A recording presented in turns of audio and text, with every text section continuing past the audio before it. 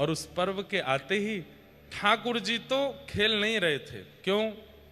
होली देखते ही, रंग देखते ही व्रज की याद आती है। तो ठाकुर जी तो केवल खड़े होकर के यदुवंशियों को मंद मंद मुस्काते निहार रहे थे। बस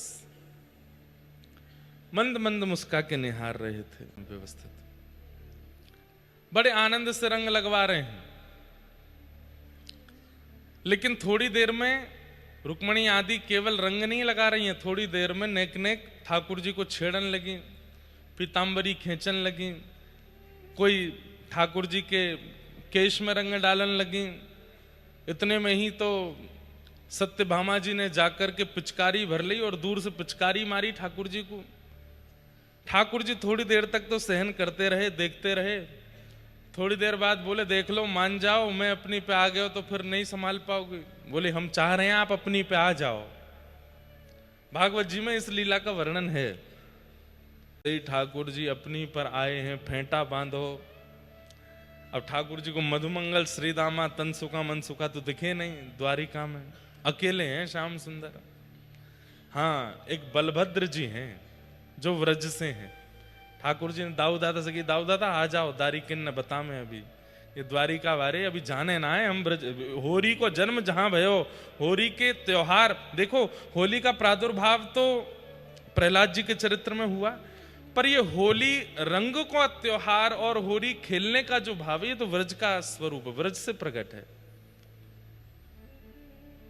महाराज वर्णन करते हैं श्री सुखदेव जी भागवत में, ऐसी होली खेली कि चंद मिनटों में तो द्वारिका के लोग सब अपने अपने घरों में घुस गए। अकेले ठाकुर जी और दाऊ दादा हाथ में पिचकारी लेकर डोल रहे हैं, निकलो बाहर, बता मैं तुम्हें कहां ते दौड़ के आमे, कैसो रंग मारे, कहां ते कोई में पिचकारी, और पिचकारी लोग तन पे मार रहे हैं, ठाकुर जी तो सीधी आंख में मारे।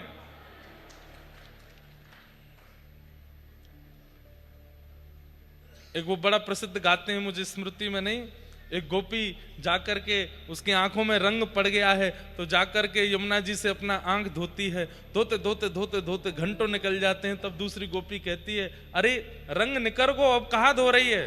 तो वो कहे, एरी मेरी वीर मैं कैसे कहूं, कहां बताऊं, कौन सुने, अबीर तो निकल गयो पर अहीर निकरो नहीं। अबीर निकल गो। अच्छा, ठाकुर जी पिचकारी से थोड़ी मार रहे हैं, पिचकारी तो यहां रे, बाकी जाके सामने ठाकुर जी खड़े हो जाए, वह ध्यान ही ना रहे कि पिचकारी मारे, वो तो आंखन ने देखते रह जाए, वो तो मुखमंडल देखते रह जाए। ठाकुर जी आंखन से ही ऐसे सहन चला में कि वो